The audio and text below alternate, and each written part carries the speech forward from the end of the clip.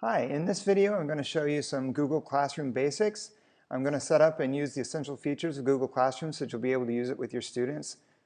And so the main things we're going to look at in this video are creating new classes, add links to course resources, add students, and just look at the basic functions and settings. And then I'll do another video about creating and submitting assignments. We're also going to be going back and forth looking at what the teacher sees and what the student sees. What I would suggest is getting a login, like a student account from your administrator as a student so you can see how these things are working together when you're learning this, and just have those open in different browsers, be signed in differently. So the first thing we're going to do after we've signed into Classrooms, you're going to see this dashboard page, and we're going to want to add a page by clicking on this plus here. So I'm going to create a class. Maybe this can be my geometry class, and maybe it can be whatever section that would be.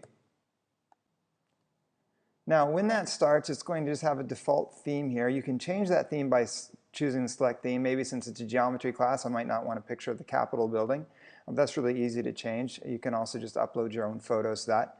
Really all of the functionality from this is going to come from these three buttons: Stream, Students, and About. And also some from this up here will give us some other options, and let us go to the settings.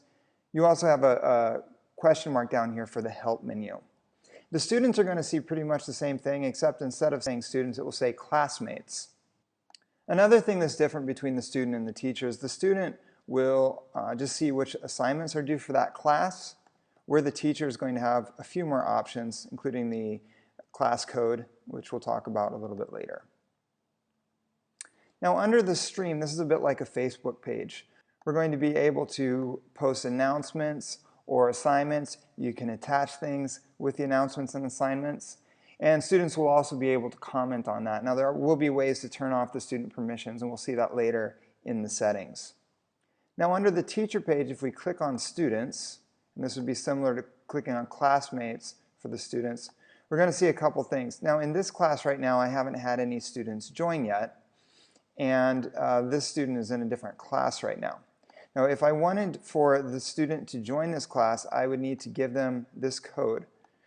Or we can invite them. If you know all your students' email addresses, you can directly invite them by choosing on the invite thing.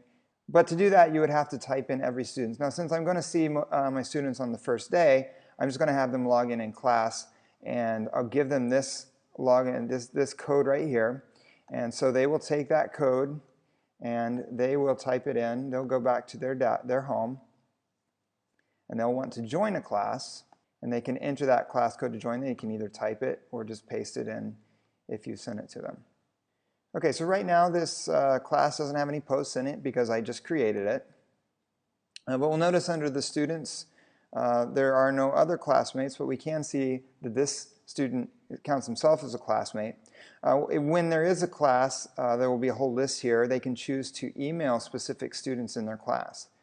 The teacher has different options under this page. They could also choose to select everybody and email everyone as a group. You can also choose to mute some students, suppose they have been posting inappropriate things or just for other reasons, and you can remove students from the class when it's necessary. And with this button, you can email the student that you want to. You can also choose to email the whole class. Now this button up here is useful because you can change the settings about how students can post on the stream, whether or not the students can post and comment. Sometimes you might not want to give that permission to the whole class. Now if you click on the About link, you'll go to a page that first of all has a Drive folder for class documents, and this can be used to attach files, links, and other class resources. Really this is going to be a file where all of the student work is going to automatically be saved. So this is a good reference for you. On the students, they're going to see this page. They're only going to see their own work in there. Over here on the left, you'll see your own contact information and also the option to invite another teacher. This would be good if you're going to co-teach the class, and they'll have all the same editing privileges you do, except that they cannot delete the class. You'll also see the option on the bottom of this page to add materials to this. This is where I put links to other websites or other resources, like a link to my Google Drive folder that has all of my course resources, or Edpuzzle where I post my videos and am able to track whether students are watching them. On the top left, there's a toolbar that will come up, And the first thing you'll see is Home, which will take you back to the dashboard. Assignments, where you can see all the assignments that you've posted for all of your classes. And then you'll also see below that links to all of your classes that you have. And down at the bottom, you'll also see Settings.